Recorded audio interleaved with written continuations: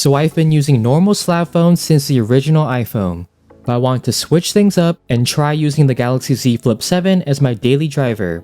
It's super compact, thin, and fun to use. In this video, I'll go over the pros, cons, and why I'll be going back to a normal smartphone. So let's get into it. Okay, the biggest reason to get a flip phone is design. Unfolded, it looks like your typical smartphone, but folding it turns it into a compact square. It's a bit taller and narrower than the Pixel 9 Pro XL, so it might take some time to get used to.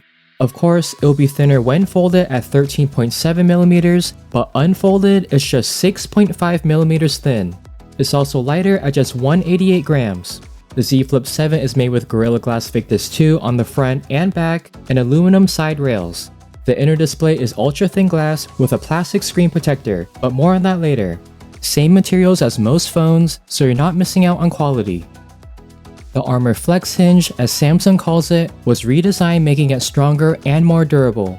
It's only been 2 weeks, so I'm not sure how it will hold up over time, but it did survive Jerry-Rig Everything's durability test. One thing that never gets old is opening and closing the phone, especially when ending a call. It makes this nice satisfying snap. Something new this year is that the phone opens completely flat, and it won't rock on a table as much unless you're tapping it in the top left corner. In case you're wondering, it is possible to open the phone one-handed, but it will require some practice and skill. Overall, I like how sleek and compact the phone is. I can easily hold it in the palm of my hand and put it in my pocket or bag, but the button placement can be a little awkward. Folded, they're reachable and clicky, but unfolded, they're a little higher up.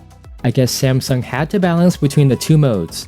I do appreciate that the speaker is on the right side. It doesn't get blocked by my pinky finger when holding the phone. Also, real quick, all you get in the box is the phone, USB-C cable, SIM tool, and paperwork. The Z Flip7 is priced at $1,100 for 256 gigs, and it comes in this blue shadow color, jet black, coral red, and a Samsung.com exclusive, mint.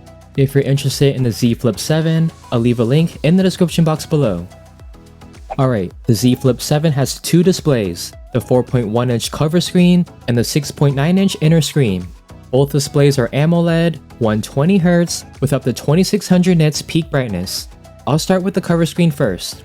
It has thin bezels, goes corner to corner, and wraps around the camera rings and flash. It's a nice screen to look at.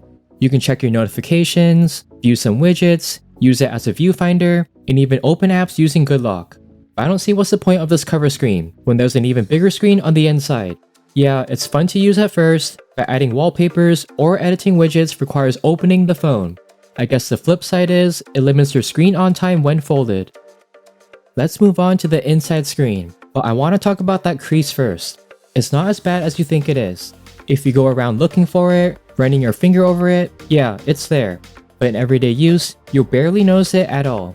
When I'm scrolling on Instagram, I'm looking at the screen head on, and my thumb is in the bottom half of the screen. The crease shouldn't bother you, but one thing that might is that pre-installed plastic screen protector, which Samsung warns you not to remove. It attracts way more fingerprints and dust, and it doesn't feel premium. There's also raised and thicker bezels, but if you can live with all that, it's still a nice screen. You get a taller 21:9 aspect ratio, so you'll see more vertical content. Watching videos is great too, but there's more letterboxing. I do miss having an in-display ultrasonic fingerprint reader. Like I mentioned before, the buttons are higher up, and the fingerprint reader is built in the side button. The only workaround is to unlock the phone before you unfold it. So the Z Flip7 uses the Exynos 2500 instead of a Snapdragon chip. It's not as fast as the 8 Elite like in the Galaxy S25 Ultra or the Z Fold 7, but it can keep up with normal stuff. People aren't getting a flip phone for the best-in-class performance. Compared to Tensor G4 and the A18 Pro chip, I don't notice any slowdowns or stuttering. You'll be fine with messaging, social media, watching videos, and some light gaming. Here I have Zenless Zone 0 with max settings, and you can see the game lag a lot, but when I change it to low or medium, it handles it pretty good. Battery life is fine. It has a 4300 mAh battery compared to 5000 in flagship phones, but it makes sense because the Flip7 is thinner and the flex hinge takes up space. For my testing, the phone can last me the entire day. I don't game on here, so it's just doom scrolling, watching videos, and recording log footage. When you do need to charge it, there's 25 watts wired charging and 15 watts of wireless charging. The Z Flip7 has a 50 megapixel main camera, a 12 megapixel ultra wide, and a 10 megapixel selfie camera. But there's no point in using the selfie camera when you can use the main camera with the cover screen. Photos and videos are decent, but not flagship quality. They're still detailed with a little bit of noise. There's no telephoto camera, but you can still get 2x optical zoom from the wide camera. The Flip7 could also be a mini tripod.